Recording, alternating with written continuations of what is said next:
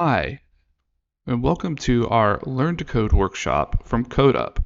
My name is Douglas Hirsch, and I am an instructor at our Dallas campus. Today, we're going to go over an introduction to how the web works, and we're going to play around with HTML and CSS a little bit. By the end of this presentation, you will have a pretty good idea of how the web works. We will explore some web development resources. We're going to use HTML and CSS to create a web resume. And this is going to give you a pretty good taste of what our teaching is like here at Codeup. Most importantly, we want you to have fun because programming is fun. So now let's talk about how the web works. Now, I'm sure all of you have used a web browser in the past. You're pretty familiar with that. So pretty much we start with a web browser. Then in that web browser, we do something, like we type in www.google.com or we type in www.amazon.com. And then we go to the website. Well, that is actually sending data. We're requesting a page from a server. And all we mean by server is a computer that is going to send us a web page back. So that's pretty much all server means. And that web page back is data. And then that data is shown in our browser. So for the front end, which is what you see in your browser, that is the presentation layer or the presentation to the user of the data. We typically use HTML, CSS, and JavaScript. It is the content, it's the interaction, it's the design that you see, and all of it runs in the web browser. Backend development is going to run at the server. It's responsible for going and getting data out of the database or taking a request and then going and retrieving the data out of the database, doing something with it, and sending that response to the web browser. Or if we want to store some data, we basically are going to type something in and gets sent back to the server, and the server stores it in a database somewhere and it comes back. So that's kind of our backend. And typical languages that you'll hear for backend are going to be PHP, Java, Python, C#, Ruby. Those are kind of the top languages. In today's presentation, we are going to concentrate mainly on the front end. And as I said before, we typically do that with HTML, CSS, and JavaScript. HTML is used to structure our content. CSS is used to give it style and color. And JavaScript makes it all interactive. For today's presentation, just going to be HTML and CSS. So here's some cool web resumes that we can look at. This is like maybe someday when you've done development for a while, you might be able to produce something like this. It's kind of a neat little interactive resume where we can go through and see this guy's experience, about him, and it's really kind of neat. This is actually a very cool resume. But this is JavaScript, and it's going to take a bit before we get here. So let's go take a look at a couple of more examples. So sooner, we might be able to even produce something like this. This is actually another fairly decent resume. And probably today, it's going to be closer to something like this. Maybe not even this colorful, but we're gonna get there.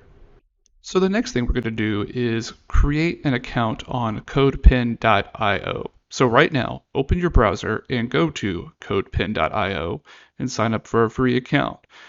Once you've created a free account, they will offer to take you on a tour, but for now, let's just skip that and open up a new pen. And let me give you an example of what that's going to look like. So you should see something close to this. There should be a pin button in the upper left-hand corner. If you click that, you will now be taken to a new pin. Now, because we're only going to concentrate on HTML and CSS, why don't we just go ahead and minimize this JavaScript window right here by clicking the little down arrow at the upper right-hand corner, and then click on Minimize JS Editor. Now that that's gone, we have a lot more space to work with. Now that we have a CodePen account set up, let's take a look at some additional resources. So here's a list of the top resources that we've got on HTML and CSS, and some of these are really cool. So w3schools.com basically gives us a rundown of every HTML tag, all of CSS, all of JavaScript. It's really a great resource. Learn Layout is a tool that gives us the ability to look at different CSS layouts. It gives us the ability to practice. It's also another great tool. Coolers.co, that is a way for us to be able to generate a color palette, which will become important later on. So just kind of want to throw that in there. And then developer.mozilla.org, this is actually the resource for JavaScript. So if you're curious about JavaScript, we're not going to cover it today, but please go take a look at that. Now it's time to talk about one of the main topics that we're talking about today, HTML. HTML stands for Hypertext Markup Language, and it is the language that we use for the web. So when you view a page on the web, your browser processes the HTML along with some CSS or styling information into the page that you see on your screen. And I'm going to read the scary definition, but as we go on, you'll see that this is actually fairly simple. A markup language is a set of defined annotations that are added to the text that describes the text further. So let's kind of think about a real world example here. Think about like if you've used Microsoft Word or if you have used pretty much any word processor at all. Basically, you're going to have some headings. You're going to have headings of different sizes. You're going to have some paragraphs. Well, what HTML does is it allows us to do the same thing, except it's not sitting in Word. It's this format that we can send to any web browser and it gets rendered properly. Today, we are going to be using HTML5, which is the 5th revision of the HTML standard. So now that we've talked about what HTML is, let's take a look at an example of an HTML file. This is the basic outline of an HTML file. It starts out with a doc type element. And what this element does is it specifies the version of HTML that we are using. So let me give you a real world example of what I'm talking about.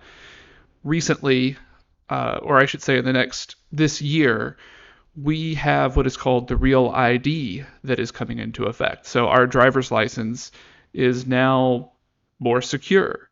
And because of this, there is a special designation put on our driver's license that will show that it is a real ID, or it is that version of a driver's license. So just like that, we could say that we are using HTML version 5 by using a doc type that looks like this. Now, next we have the root element of an HTML document, which is HTML. This says that it is an HTML document. Next, we have the head element. And what goes in the head element is going to be data that, or information that is not shown to the user. In fact, I would say there's only one thing that gets shown to the user out of the head, and that is the title. And the title will go up in the tab of your browser. So whatever is in the title will be in the tab of your web browser. But other than that, it is all non-rendered, invisible, just data to the browser that goes in head. Now the body, that is where all the content goes that we want someone to see. So now that we have talked about what the basic HTML outline looks like, let's go ahead and implement this or do it in our CodePen. So let's go over to our CodePen. You should already have one of these up and running. And I noticed that it's kind of scrunched up here, so I'm going to move up the space a little bit. So if you notice when I put my mouse down here, it becomes a little, the cursor changes and it lets me know that I can move the window up and down. And you can also do that with this window too. And since we're going to do more with HTML right now, I'm probably going to leave it a little over like that. So let's go ahead and get started. So the first thing, if you remember, we need a doc type. And our doc type looks like this.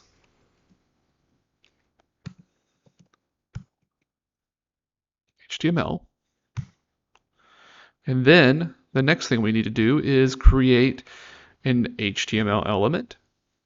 And when I say element, what we mean by an HTML element, you'll notice that there is this less than, and we type the text in there, so this is an HTML element, so we type in HTML, and then greater than.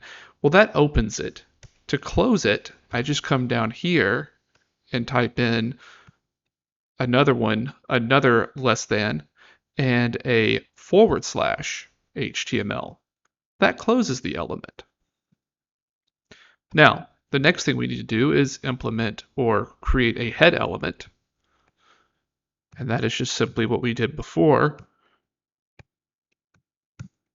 So here's my opening head element. And here's my closing tag. And we could give this a title. We won't be able to see the title because CodePen hides it. So I'm not going to worry about a title right now. But let's do one of the most important things. Let's create our body of the document. So I'm going to create the open tag and the close tag, just like I did before for the head. And just to show that it works, I'm going to type in some text. And as you can see, when I typed in hello world, we now see hello world. Now that we have a basic HTML page, I want to draw your attention to something else. Right now, it is saying that I have 23 unsaved changes. Well, that's because I have been working, but I haven't actually saved anything. We have this save button up here in the right-hand side of the screen that we can click. So if we click save, now you'll see that we don't have this unsaved changes warning. Now, I would recommend that let's name this something that makes sense. And I'm just going to name it Douglas Webb Resume.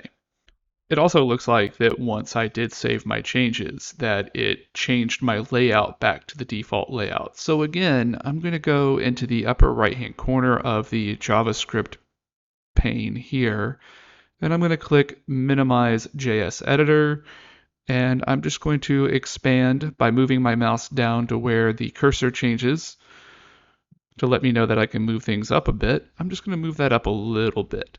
There we go. Now we're looking better. Now let's go back over into the presentation again. We're going to talk about structural elements right now, and these are kind of the main elements that you will use, and we're going to discuss in depth today. So we've got header tags, and if you think about back when we were talking about word processors and stuff like that, that the header tags are, headings. They're just going to be different headings. Paragraph tags are going to let us encapsulate paragraphs. Line breaks are a good little tag too. Divs give us a way of creating divisions through the page. And Ordered list and unordered list give us a way of displaying lists of information. As I said before, we're going to go more in depth into each element. So now let's take a look at the header tag. So the header tag is actually more than just one tag. As you can see, in this example, we have the H1, we have an H2, and it all the way goes to H6. And as you keep getting to the larger and larger number, the text will get smaller and smaller as rendered in the browser. And so what this lets us do is it lets us create headings for the main heading of the web page, or we may have different sections of the page. We may want to use a different size, but we still want to use a heading tag. Another thing that I want to point out is that, yes, this is a heading tag, but you'll notice that we use H, and there's a lot of abbreviation in HTML.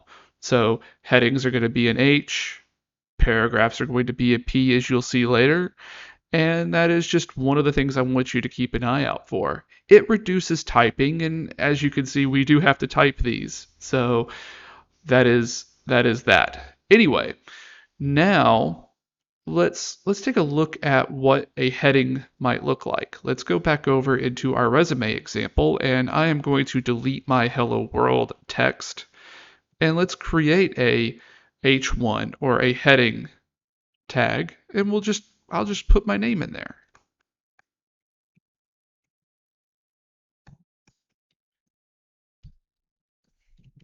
So there we go. We have a heading tag, an H1, and it's my name basically. Now let's put in a little bit more information. And to do that, I want to put in my where I'm located and maybe a phone number. Let's try using an H3 tag for that and see what that looks like.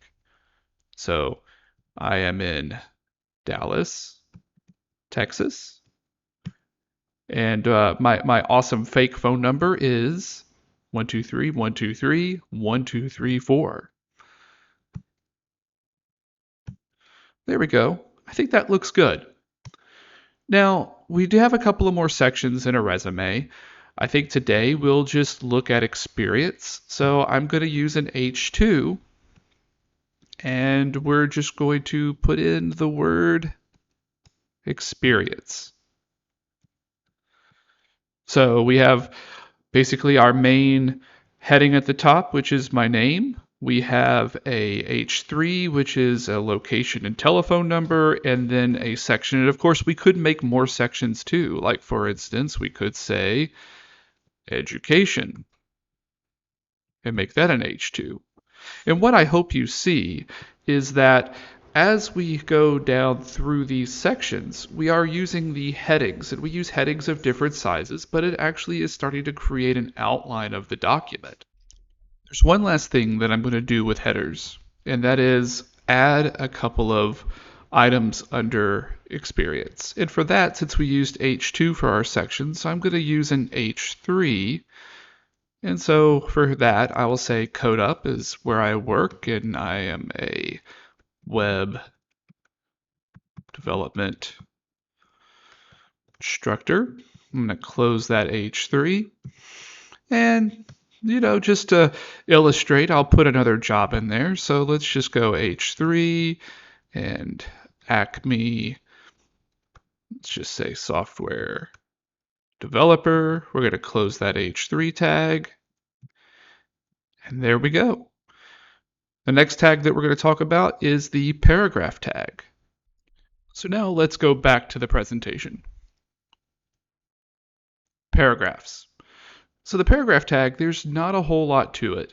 Now, what I'm hoping that you're noticing as we go through these different tags is that by using a tag, the browser will render them differently.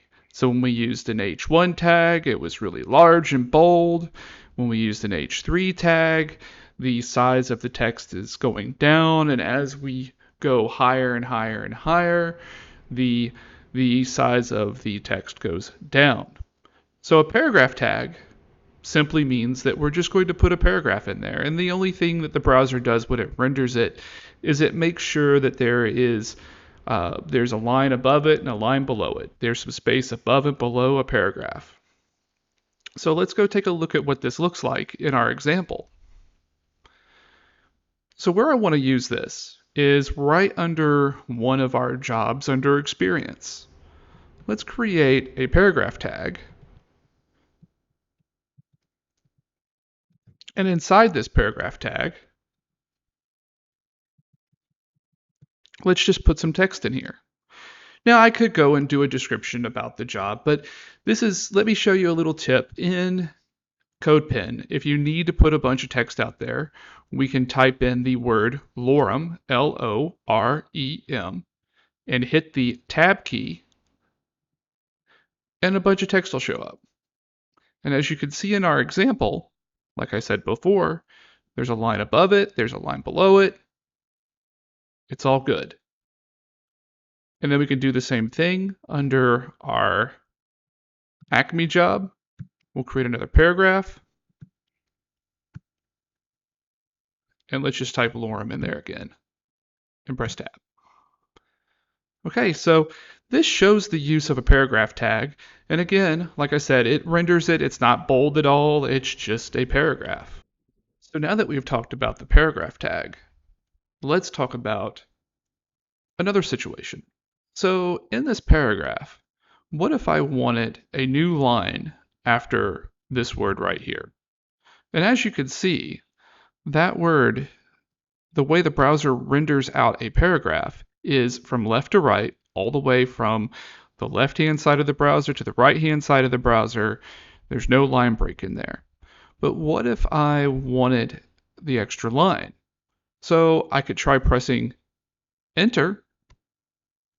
And when I do that, as you'll see, it didn't make a difference at all. It's still this one line.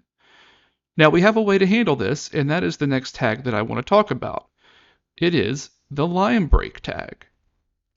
Now the line break tag allows us to insert a new line anywhere that we want. And as you can see from the example in this slide, if we take the example, give me a break, break me off a piece, well, you know the rest. The text above would appear as the following once we use those line breaks. So let's see if we could take this line break tag and use it. Now, one other thing before we jump over there that I want you to notice. The line break tag, as opposed to all the other tags, which we have had an opening tag and a closing tag. That's the less than tag, greater than, and then the /. So this would be the paragraph tag. The line break tag has no closing tag. It is what we call a void tag. So let's just go take a look at how it's used. So let's look at the example. I wanted a new line here, and I'm just going to say BR less than, BR greater than. And as you can see, that worked. And the interesting thing about it, like in the example from the slide, I don't have to actually have a line break in the text when I use these line break tags. As you can see, all I have to do is put a BR in there, and then I have a new line. Okay, now the next tag that I want to talk about is called the div tag. Now let's go take a look at that in our presentation. The div tag is a structural tag. It has no meaning to it at all. The browser doesn't change rendering if you use a div tag at all. The only thing divs are used for is to give structure. So in essence, the name is division. It is a division. So let's take a look at an example of what that means. I'm going to go and put a div around the content at the top. So we have an open tag. And so my contact information, I am just going to put a div, and then I'm going to put a line below my phone number and location, and I'm going to close that div tag. Now, here's something else that I want to talk about. When I did that, you'll notice that everything is still right in line, but we have these indentions in different places. Well, HTML is indented a specific way. It's just a way of giving us or giving another developer a way to look at or understand the structure of the document itself. So what I'm going to do is I'm going to highlight both of these lines and I'm going to press tab. And that's going to indent the contents of the div tag to where I know that that is sitting inside the div tag. And you can see this here. So we have the HTML and then we indent one, we've got the head and body, and then we indent it again, and that's where we have this new div tag and the H2 and the H3. So it is important to keep our code lined up. And that's really all I'm going to say about that right now. Another thing that I want you to notice is that after I put the div tag in place, the rendering did not change at all. And as I said before, the div tag is entirely structural, although it can give us a way later to use CSS. Now that we've talked about divs, the next tag is span. So let's go back to the presentation for a second. Just like a div, a span is just a generic tag. It doesn't represent anything. The browser doesn't render them any differently. The only difference between a span and a div is that a span is inline. So you can put it inside a paragraph and it won't change the way the paragraph looks at all. It just goes around the text. So let's take a look at an example of using a span. So I'm going to go where my title is, and I'm going to create an open tag for a span and a close tag for a span. And as I said before, this doesn't change the rendering at all. The only thing this will let us do in the future is we will be able to style it specifically using CSS. So let's take a more in-depth look at the difference between a span and a div. Before I had said that a span is inline. So let's take a look. So this brings me to another subject. Inline versus block elements. So a span is inline. As you can see from the example that we just completed, when I used the span, nothing really changed. I used it right in the middle of a line and it stayed the same. Where a block element, and we've used these, so we've used the H1 and the H2, and we've used a paragraph, and we used a div. When we used those elements, a new line was created around them. So before and after. And that's the main difference. So a block element takes up the entire width of the page, and there's space above and below, where a span element sits inside, in line with the content. So now it's exercise time. If you've been following along with me, you probably have a good example of the beginnings of a resume. If you have not, this is a perfect time to pause the video and go through and make your own resume. Anyway, give it a pause, do the exercise, and come back, because doing the exercise or actually using the new knowledge is the most important thing about watching this video. Now that we have the beginnings of a resume, there are a few more elements that I want to go over. The next element is unordered lists.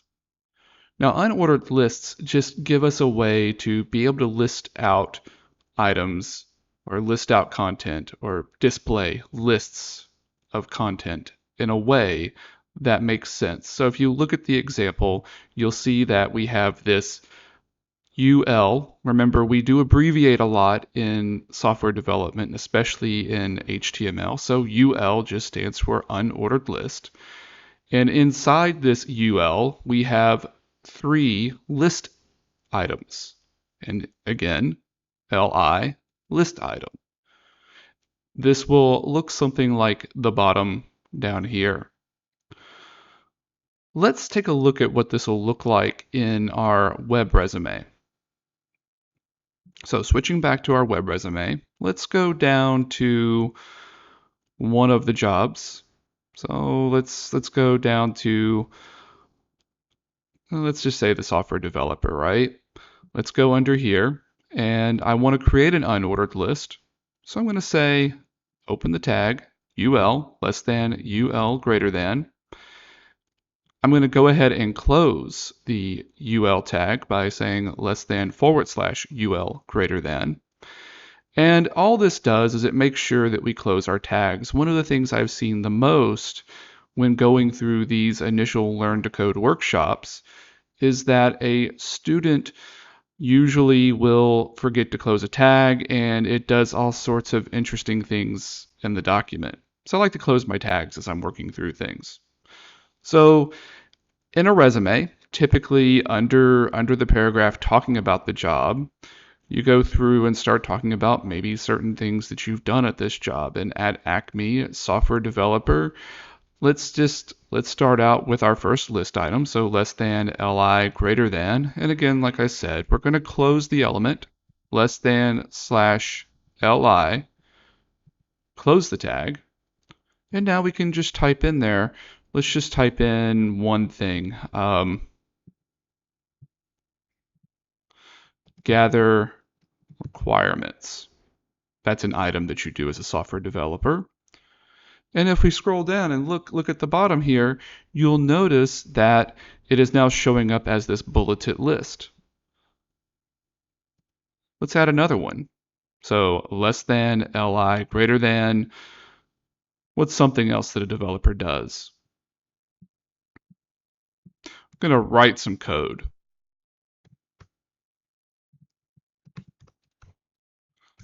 Again, I'm going to close it less than li. So now I've got two items in this list. We scroll down, you're now going to see two items in the list. So the cool thing about this, it gives us a very concise way. And again, remember, HTML is about structuring a document. This is listing the tasks that we have done at a job is a list of items. So we use an unordered list. There's not a particular order to these either. Now that we've talked about unordered lists, you might be thinking, well, is there such thing as an ordered list? And yes, there is a such thing as an ordered list, and we're going to talk about that next. So ordered lists look incredibly the same. The only difference is that the outer tag is OL.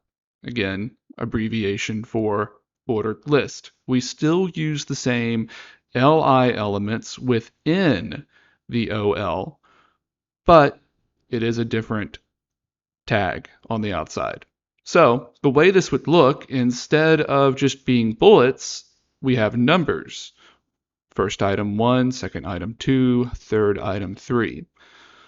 Let's go try to use this in our web resume. So we can go under the first job that I had up here, which is the Codeup position. Let's go here right after the ending paragraph tag. And let's type in less than OL greater than. And then again, we're going to close the tag less than / OL greater than. Let's put a line in here. And nothing's going to change just yet because we haven't actually put anything in there. But let's put our first list item in here. So less than li greater than, again, closing, less than / li greater than. And let's kind of come up with an item here. Let's put in here record a Learn to Code workshop.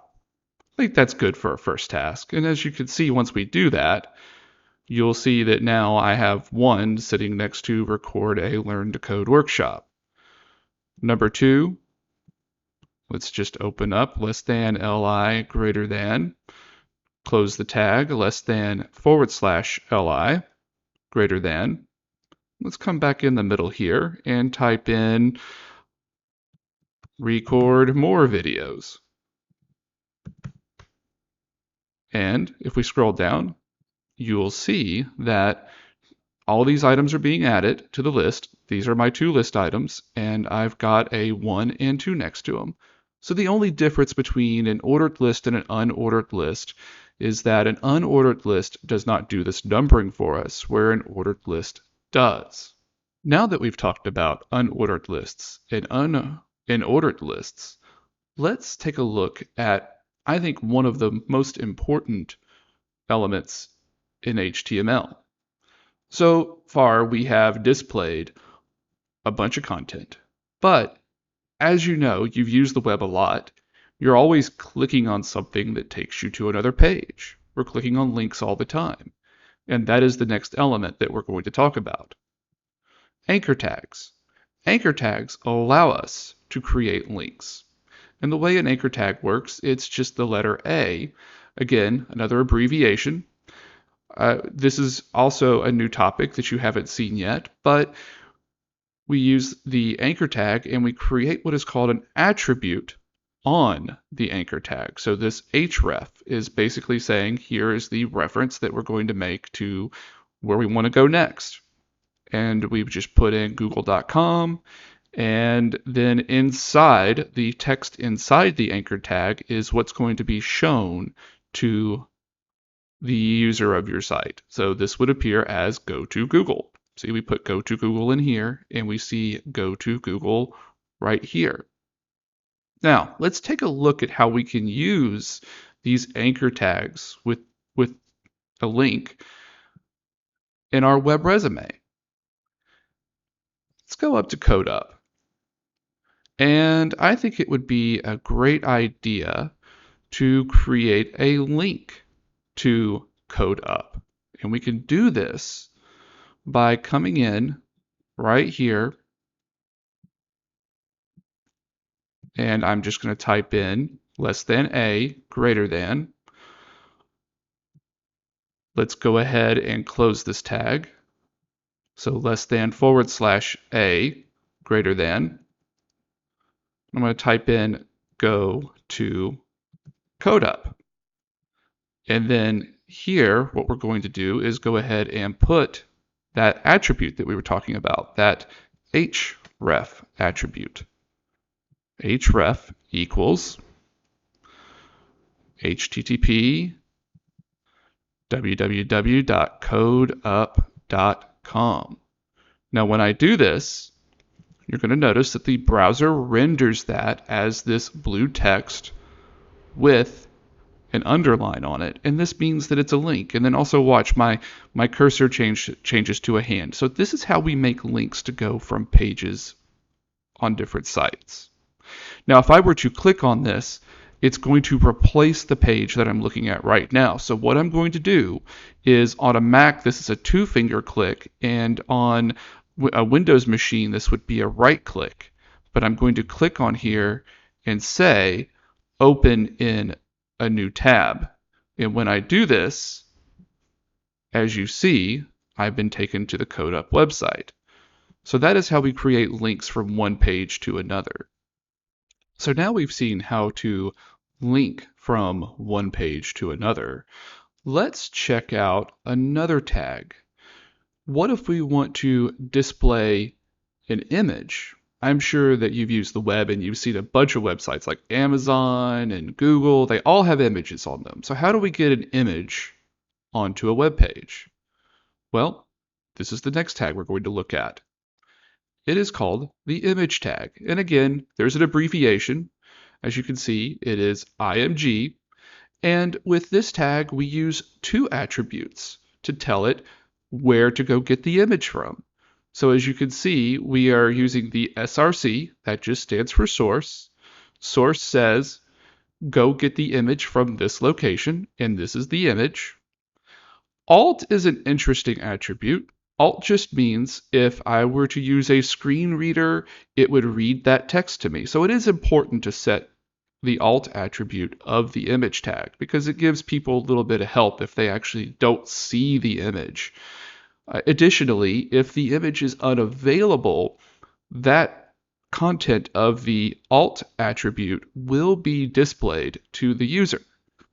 So let's take a look at how the image tag works.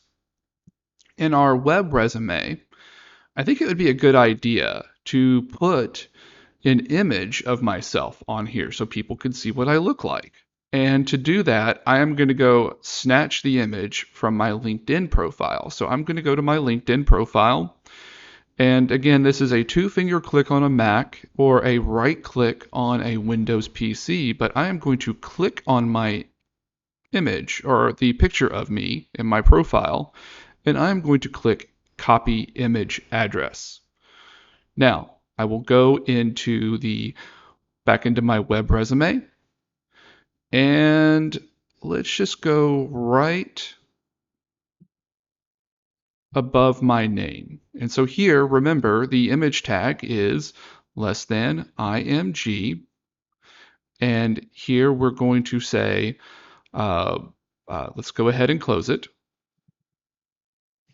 Let's say src equals. Now on a Windows PC, this would be Control V on the keyboard. And on a Mac, it's Command V. But also, we can just right click, two-finger click or right click, and hit paste. And this will paste the link in. And as you can see already, my image has popped up into the resume. Now, what I'm going to do is, as I said before, I'm going to create this alt attribute, and I'm going to say something like image of Douglas Hirsch. So that if for some reason this image didn't work, or if someone was using a screen reader, they could actually get some information from the image tag. And that's pretty much how we use an image. One thing that I want to point out is, as you've noticed or might have noticed, I didn't close this tag. So an image tag is another one of those void tags. If you remember back from when we were talking about the line break tag or the BR tag, this is the same thing. There is no closing element. There's no closing tag to close this element. So one more thing I want to add about what we just did with this image. We referenced an image from outside of our own site. And typically what you want to do is when you use an image, you want to actually save the image and store it where your website is. And what I just did, we call it hot linking an image. And so, it's probably going to be fine with LinkedIn to reference by image. But if it were any other website, I just want you to think about the fact that they can change the image. They know when their image has been hot linked, and I've heard stories about websites doing some interesting things to people that hot link their image, like changing the image to something obnoxious, letting other people know that they had their image hot linked. And so I just want to put that out there that while this was a really quick way for us to pull an image in and take a look at the image tag, this is not something that you typically would want to do when you're making a website. You would want to save the image and then store it somewhere with your web pages so that no one can change it on you. Now that we've finished talking about images, it is time for you to try it out. So, if you've been following along with me, you're probably pretty far along. But what I'd like you to do now is to continue working on building out your resume, add links to any social media accounts, try to go back and add an image of yourself like I did from my LinkedIn profile. There's an opportunity for using lists. You can add skills, education, anything you can think of. So go back and give it a shot, and as soon as you're done, come back and let's get started on our next major topic, which is going to be CSS. How do we actually make this stuff look good? The styling. See you again in a minute.